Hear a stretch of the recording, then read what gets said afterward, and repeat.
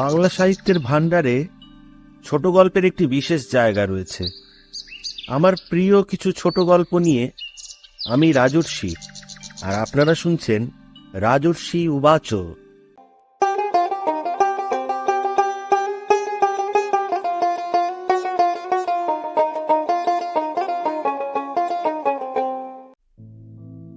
আজকে শোনাবো সত্যজিৎ রায়ের গল্প লাখপতি। ত্রিদীপ চৌধুরী আর থাকতে না পেরে বিরক্তভাবে বেয়ারাকে ডাকার বোতামটা টিপলেন। কিছুক্ষণ থেকেই তিনি অনুভব করছেন যে কামরাটা যত ঠান্ডা থাকার কথা মোটেই তত ঠান্ডা নয়, অথচ তাঁর 3 সহযাত্রী দিব্যি নাক ডাকিয়ে ঘুমোচ্ছেন।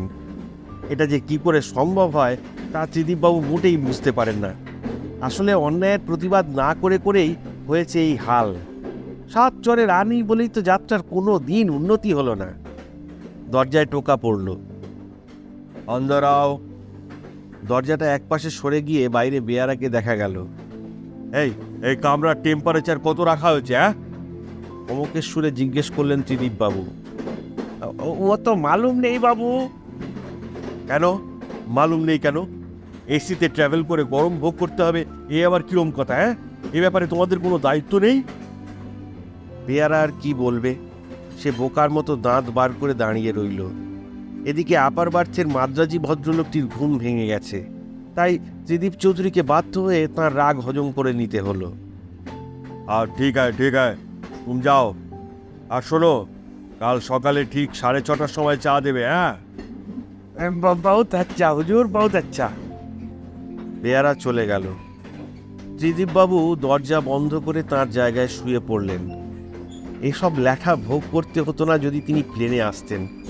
তার মতো অবস্থার লোকেরা কলকাতা থেকে রাঁচি সাধারণত প্লেনেই যায়। মুশকিল হচ্ছে কি, ওই প্লেনে যাত্রা সম্পর্কে ত্রিদীপবাবুর একটা আতঙ্ক বোধ করেন। সেটা কাটিয়ে ওঠা তার পক্ষে অসম্ভব। বছর 12 আগে তিনি একবার প্লেনে করে বোম্বাই গিয়েছিলেন। সে এক ভয়াবহ অভিজ্ঞতা। সেদিন আবহাওয়া ছিল প্রতিকূল, ফলে প্লেন আকাশে ওঠার সঙ্গে সঙ্গে যে ঝাঁকুনি শুরু হয় সেটা চলে একেবারে শেষ পর্যন্ত। সেদিনই ত্রিদীপবাবু মনে মনে প্রতিজ্ঞা করেন যে তিনি আর কখনো প্লেনে চড়বেন না। তাই এবার যখন রাঁচি যাওয়ার দরকার হলো, তখন তিনি সরাসরি রাঁচি এক্সপ্রেসে বুকিং করলেন।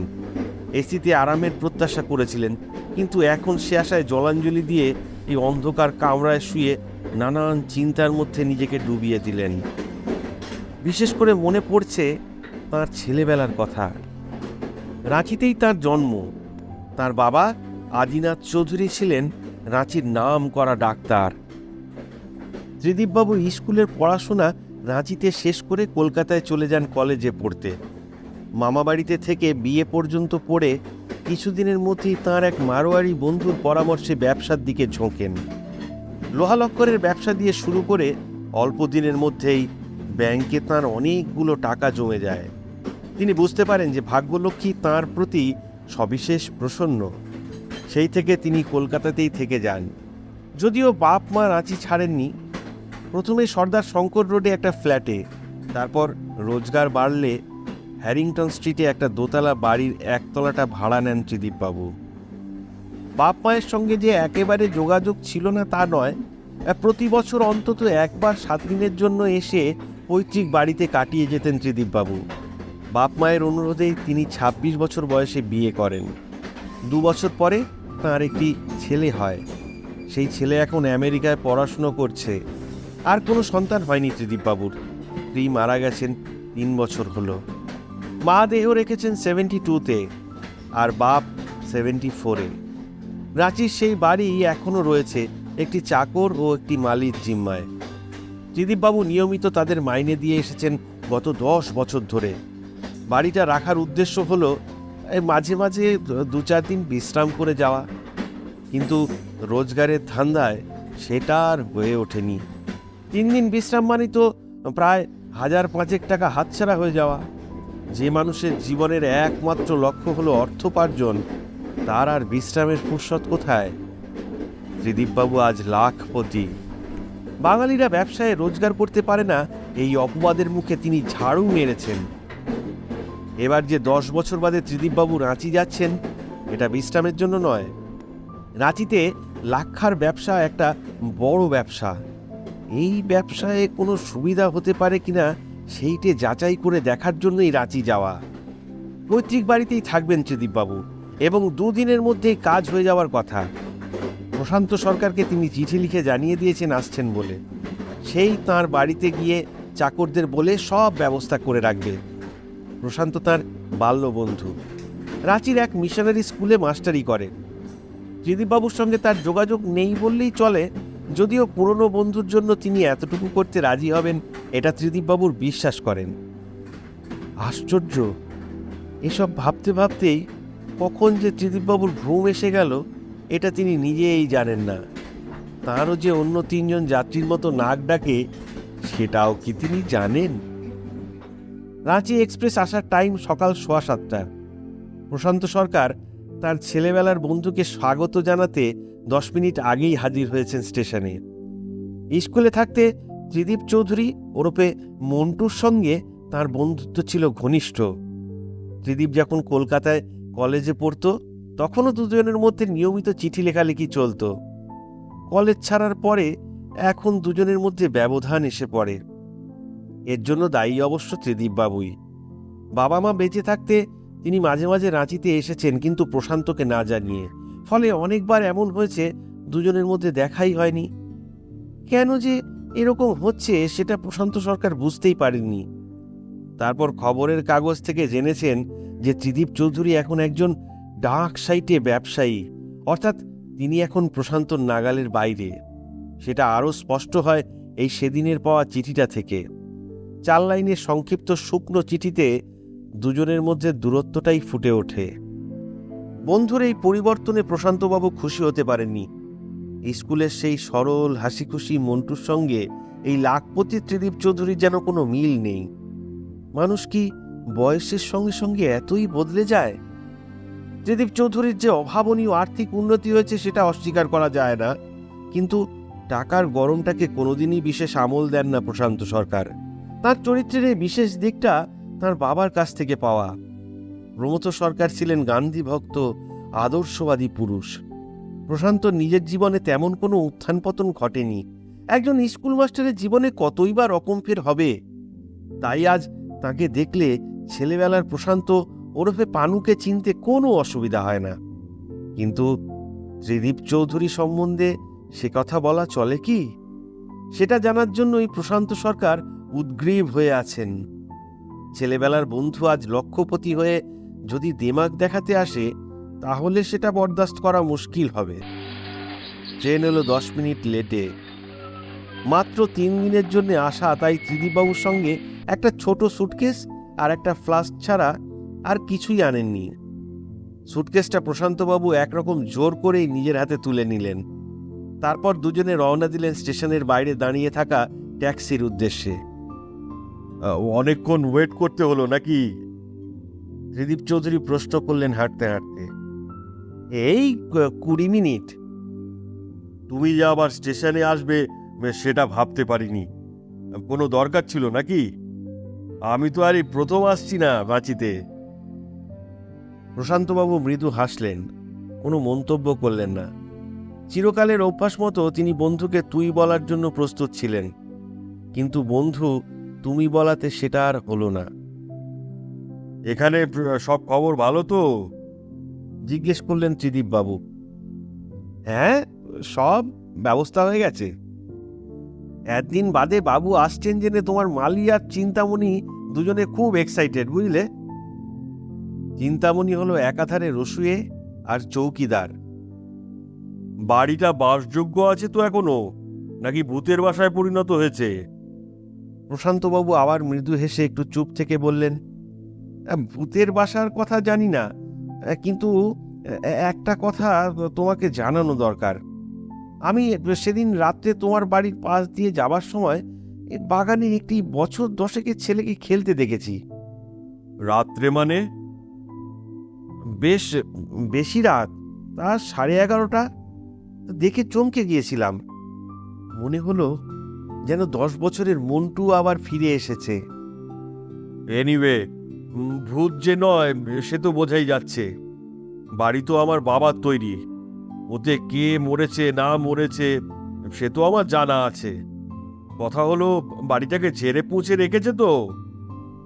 একেবারে তকতকে, আমি কাল গিয়ে দেখে এসেছি। হ্যাঁ, ভালো কথা। তোমার কাজটা কখন, কোথায়? আমার একটু নামকুম যেতে হবে আজই দুপুরে, আফটার লাঞ্চ। ওই ময়েস্টার ড্রয়িং বলে এক লাক্ষা ব্যবসায়ী থাকেন ওখানে, 2:30টায় অ্যাপয়েন্টমেন্ট। বেশ তো, তা আমরা যে ট্যাক্সিটা এখন নিচ্ছি সেটাই তোমার জন্য ঠিক করা আছে।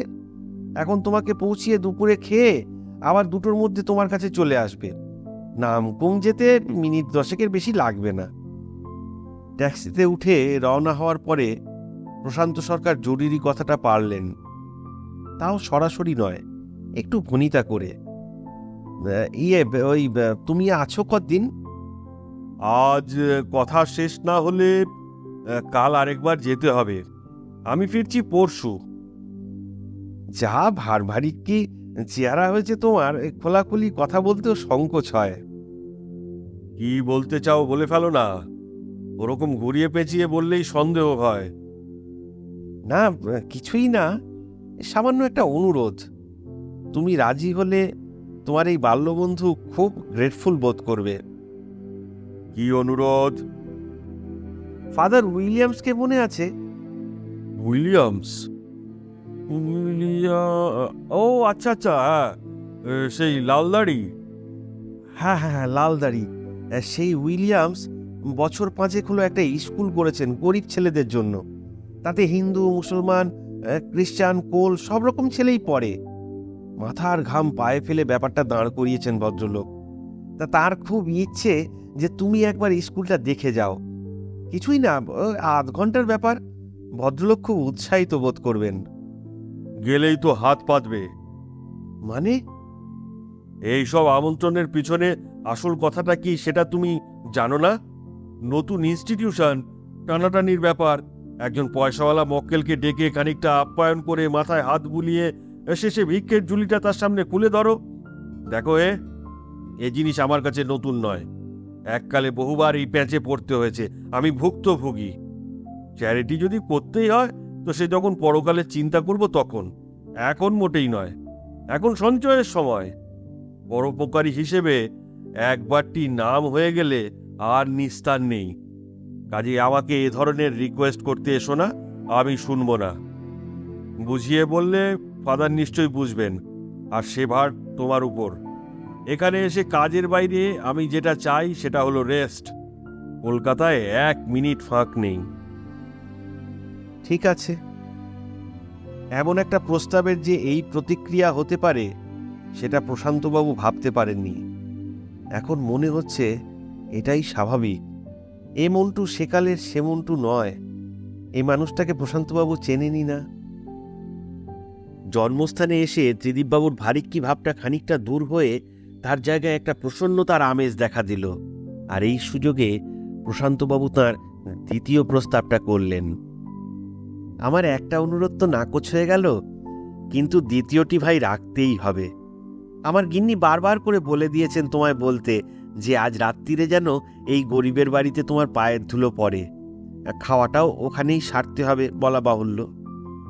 অভাবের সংসার হলেও এটা জোর দিয়ে বলতে পারি যে সেখানে ত্রিদীপ চৌধুরীর সামনে কেউ ভিক্ষের ঝুলি খুলে ধরবে না। ত্রিদীপবাবু এ ব্যাপারে আপত্তি করলেন না। করুণাবশত কিনা তা নিয়ে মাথা ঘামালেন না প্রশান্ত সরকার। তার তাড়া আছে, বাজার সেরে নাওয়া খাওয়া সেরে তারপর স্কুলে যেতে হবে।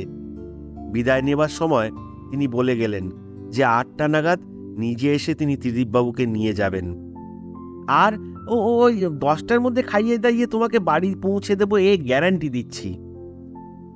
ত্রিদীপ চৌধুরীর ব্যক্তিত্ব আর তাঁর তীক্ষ্ণ বুদ্ধিদীপ্ত কথাবার্তা, এই দুটোই যে তাঁর সাফল্যের অন্যতম প্রধান কারণ সেটা আজ আরেকবার প্রমাণ হয়ে গেল। রাঁচিতে আসা বৃথা হয়নি। তার নানান ব্যবসার সঙ্গে লাক্ষা যুক্ত হয়ে তাঁর জীবনটাকে আরেকটু জটিল করে তুলল সেটা ঠিক, কিন্তু সেই সঙ্গে অতিরিক্ত আয়ের কথাটা ভাবলে আর আক্ষেপ করার কোনো কারণ থাকে না। 5টা নাগাদ বাড়ি ফিরে চা খেয়ে ত্রিদীপবাবু একবার তাঁর জন্মস্থানটা ঘুরে দেখলেন। দোতলা বাড়ি, একতলায় বৈঠকখানা, খাওয়ার ঘর, গেস্ট রুম আর রান্নাঘর। দোতলায় দুটো বেডরুম, বাথরুম আর একটা বেশ বড় পশ্চিমমুখী ঢাকা বারান্দা। দুটোর মধ্যে ছোট বেডরুমটা ছিল ত্রিদীপবাবুর ঘর। ছেলেবেলার তুলনায় এখন সেটাকে অনেক ছোট বলে মনে হয়, কারণ তিনি নিজেই শুধু বড় হয়েছেন। ঘর যেমন ছিল তেমনই আছে। ঘরের দরজায় দাঁড়িয়ে খাটটার দিকে কিছুক্ষণ চেয়ে থেকে ত্রিদীপবাবু স্থির করলেন আজ রাত্রে সেখানেই শোবেন। চিন্তামণি সকালেই জিজ্ঞেস করেছিল, কিন্তু তিনি তখনও মনস্থির করে উঠতে পারেননি। রাত্রে বেরোবার মুখে চাকরকে ডেকে ছোট ঘরে বিছানা করার কথা বলে দিলেন। প্রশান্ত সরকারের স্ত্রী বেলা সুগৃহিণী এবং রন্ধনে সুনিপুণা, তাই খাওয়াটা হলো পরিপাটি। ভোজের ব্যাপারে প্রশান্তবাবু কোনো কার্পণ্য করেননি। বন্ধুকে মাংস, 2 রকম মাছ, পোলাও, লুচি, 3 রকম মিষ্টি ও মালাই খাইয়েছেন। ত্রিদীপবাবু তৃপ্তির সঙ্গেই খেয়েছেন, কিন্তু খাওয়ার পরে 10 মিনিটের বেশি বসেননি। তার বর্তমান অবস্থা এবং তিনি কিভাবে এই অবস্থায় পৌঁছালেন সে সম্পর্কে প্রশান্তবাবুর কৌতূহল আর মিটল না। 9:45টার মধ্যে ত্রিদীপবাবু নিজেই বাড়ি ফিরে চলে এলেন। বাড়িটা শহরের একটা অপেক্ষাকৃত নিরিবিলি অংশে। পাড়া এর মধ্যেই নিস্তব্ধ হয়ে গেছে। ত্রিদীপবাবু সিঁড়ি দিয়ে দোতলায় ওঠার সময় তাঁর নিজের পায়ের আওয়াজ নিজের কাছেই দুর্মুষের মতো মনে হলো। দোতলায় এসে ত্রিদীপবাবু দেখলেন যে তাঁর ছেলেবেলার খাটে তাঁর জন্য বিছানা পাতা হয়ে গেছে। সবেমাত্র খাওয়া হয়েছে, তাই তিনি স্থির করলেন যে কিছুক্ষণ বারান্দায় ওই আরাম কেদারায় বসে বিশ্রাম করে তারপর শুতে যাবেন। হেলানো চেয়ারে গা এলিয়ে দিয়ে আধ ঘন্টার মধ্যেই তিনি অনুভব করলেন যে সারা দিনের সমস্ত অবসাদ চলে গিয়ে তিনি আশ্চর্য হালকা ও শান্ত বোধ করছেন। বাইরে ফিকে চাঁদের আলো, বাগানের একটা ন্যাড়া শিরীষ গাছের ছড়ানো কালো ডালগুলোর দিকে তাঁর দৃষ্টি। ত্রিদীপবাবু বুঝতে পারলেন যে তিনি নিজের নিঃশ্বাসের শব্দ শুনতে পাচ্ছেন। সমস্ত বিশ্ব চরাচরে যেন সেটাই একমাত্র শব্দ। তাই কি না, তার সঙ্গে আরেকটা শব্দ যোগ হলো, একটা ক্ষীণ কণ্ঠস্বর। সেটা কোত্থেকে আসছে বলা কঠিন। মনোযোগ দিয়ে শুনে ত্রিদীপবাবু বুঝলেন যে সেটা কোনো অল্প বয়স্ক ছেলের গলায় আবৃত্তির শব্দ। কবিতাটা তাঁর ভীষণ চেনা। ক্ষীণ হলেও কণ্ঠস্বর স্পষ্ট, প্রত্যেকটি কথা পরিষ্কার। রথের দিনে খুব যদি ভিড় হয়, একলা যাব করব না তো ভয়, মামা যদি বলেন ছুটে এসে, হারিয়ে যাবে আমার কোলে চড়ো, বলবো আমি, দেখছো নাকি মামা, হয়েছি যে বাবার মতো বড়, আমায় দেখে মামা বলবে তাই তো, খোকা আমার সে খোকা আর নাই তো। এতদিন যেন ত্রিদীপ চৌধুরীর স্মৃতির কোণে লুকিয়েছিল কবিতাটা, আজ শুনে আবার নতুন করে মনে পড়েছে। আবৃত্তি ক্রমে ক্ষীণ হয়ে আসছে। ত্রিদীপবাবু উঠে পড়লেন চেয়ার থেকে। মনটাকে পিছনের দিকে টেনে নিয়ে যাওয়া কোনো কাজের কথা নয়। আসল হলো ভবিষ্যৎ, অতীত নয়। তিনি জানেন ভবিষ্যতে তাকে আরো অনেক অনেক অনেক উপরে উঠতে হবে, লাখপতি থেকে কোটিপতি হতে হবে। অতীত মানে তো যা ফুরিয়ে গেছে, শুকিয়ে গেছে, শেষ হয়ে গেছে। অতীতের চিন্তা মানুষকে দুর্বল করে, আর ভবিষ্যতের আশা তাকে সবল করে, সক্রিয় করে। নিজের শোবার ঘরে গিয়ে ত্রিদীপবাবু ভ্রু কুঞ্চিত করলেন। শহরে এখন লোডশেডিং। খাটের পাশে টেবিলের উপর একটা মোমবাতি টিমটিম করে জ্বলছে। তার মৃদু আলোতেই তিনি স্পষ্ট দেখলেন যে বিছানাটা ভালো করে পাতা হয়নি। চাদর বালিশ দুটোই কুঁচকে আছে। হাত দিয়ে চাপড় মেরে সেগুলোকে টান করে দিয়ে পাঞ্জাবি খুলে আলনায় রেখে ত্রিদীপবাবু খাটে শুয়ে পড়লেন। মোমবাতিটা জ্বলবে কি? না না, কোনো দরকার নেই। এক ফুঁয়ে সেটাকে নিভিয়ে দিলেন ত্রিদীপবাবু।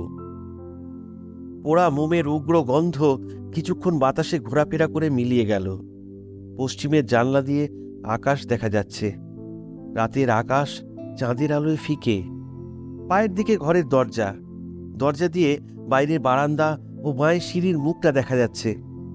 সিঁড়ির দিকে দৃষ্টি যাওয়ার কথা নয়, কিন্তু ত্রিদীপবাবুর মনে হলো তিনি যেন একটা পায়ের আওয়াজ পাচ্ছেন, খালি পায়ে থপ থপ করে সিঁড়ি দিয়ে ওঠার শব্দ।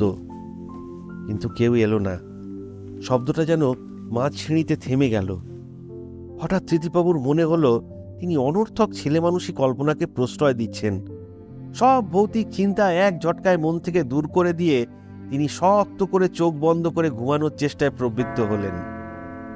একতলায় খাবার ঘরের জাপানি ঘড়িতে ঢং ঢং করে 11টা বাজল।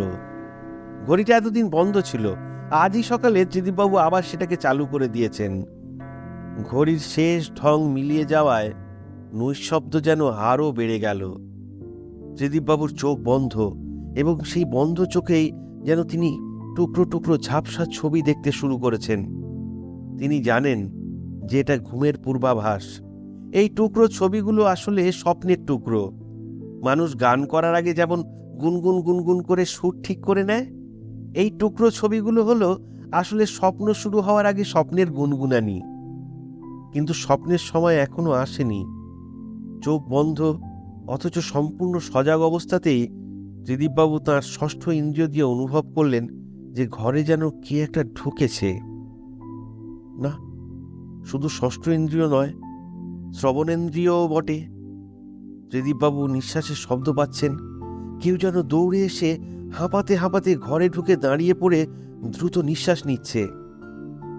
লোক দেখতে পাবেন এই দৃঢ় বিশ্বাসে চোখ খুলে ত্রিদীপবাবু বুঝলেন যে তিনি ভুল করেননি। দরজার মুখে একটি ছেলে দাঁড়িয়ে আছে, বছর 10 বয়স, আর ডান হাতটা আলতো করে দরজার উপর রাখা, বাঁ পাটা একটু সামনের দিকে এগোনো। ছেলেটি যেন ঘরে ঢুকতে গিয়ে লোক দেখে থেমে গেছে। ত্রিদীপবাবু অনুভব করলেন একটা ঠান্ডা ভাব তার পা থেকে শুরু করে মাথার দিকে উঠে আসছে শিরদাঁড়া বেয়ে। প্রশান্ত বলেছিল একটি ছেলেকে দেখেছে, বাগানে খেলছিল, ছেলেবেলার মন্টু। ছেলেটি নিঃশব্দে আরো 3 পা এগিয়ে এলো। এখন সে খাট থেকে 4 হাত দূরে। ছেলেবেলার মন্টু। ত্রিদীপবাবুর হাত পা বরফ, মাথা ঝিমঝিম করছে। তিনি বুঝতে পারছেন এবার তিনি চোখে অন্ধকার দেখবেন। তাঁর আতঙ্ক চরমে পৌঁছেছে। ছেলেটি আরেক পা এগোলো। বেগুনি শার্ট। এই শার্ট তো। সংজ্ঞা হারাবার ঠিক আগের মুহূর্তে ত্রিদীপবাবু রিনরিনে গলায় প্রশ্ন শুনলেন, আমার বিছানায় কে? আমার বিছানায় কে শুয়ে? তার কখন জ্ঞান হয়েছিল বা আদেও হয়েছিল কিনা, আর তারপর কখন তিনি আবার ঘুমিয়ে পড়েছেন, এসব কিছুই জানেন না ত্রিদীপবাবু। সকালে যথারীতি 6:30টায় ঘুম ভেঙে গেল। প্রশান্ত বলেছে 7:30টায় এসে তাঁর সঙ্গে ব্রেকফাস্ট করবে। রাত্রে যা ঘটল তারপর তিনি মামুলি দৈনন্দিন কাজের কথা ভাবতেই পারছেন না। জীবনে তিনি প্রথম এমন ধাক্কা খেলেন। কাল চাঁদনি রাতে যে আবৃত্তি শুনেছিলেন, সেই আবৃত্তি করে তিনি স্কুলে প্রথম পুরস্কার পেয়েছিলেন, আর দ্বিতীয় হয়েছিল প্রশান্ত সরকার। তাতে মন্টু খুশি হয়নি। দুজনেই ফার্স্ট প্রাইজ পেলে দারুণ হতো না রে? মন্টু বলেছিল তার প্রাণের বন্ধু পানুকে।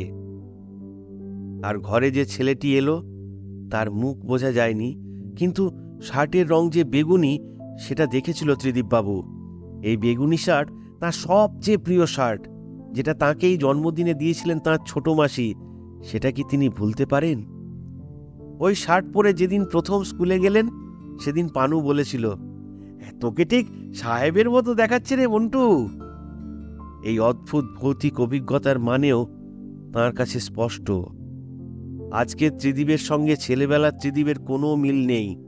ছেলেবেলার সেই মন্টু ছেলেবেলাতেই মরে গেছে, আর তার ভূত এসে কাল জানিয়ে গেছে যে লাখপতি ত্রিদীপ চৌধুরীকে সে মোটেই বরদাস্ত করতে পারছে না।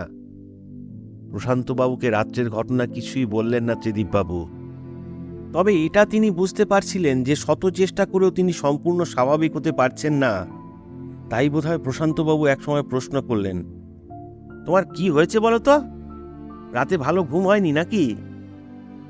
ত্রিদীপবাবু গলা খাকড়িয়ে বললেন, না, আমি ভাবছিলাম বুঝলে, মানে ওই 2 দিনের কাজ যখন একদিনেই হয়ে গেল, তখন আজ একবার ফাদার উইলিয়ামসের স্কুলটা দেখে এলে হতো না?